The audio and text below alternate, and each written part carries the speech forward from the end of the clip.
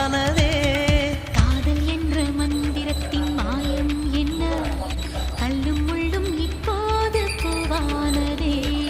வானவில்லின் துண்டொன்று மண்ணில் வந்து யாருக்கும் சொல்லாமல் பெண்ணானதே.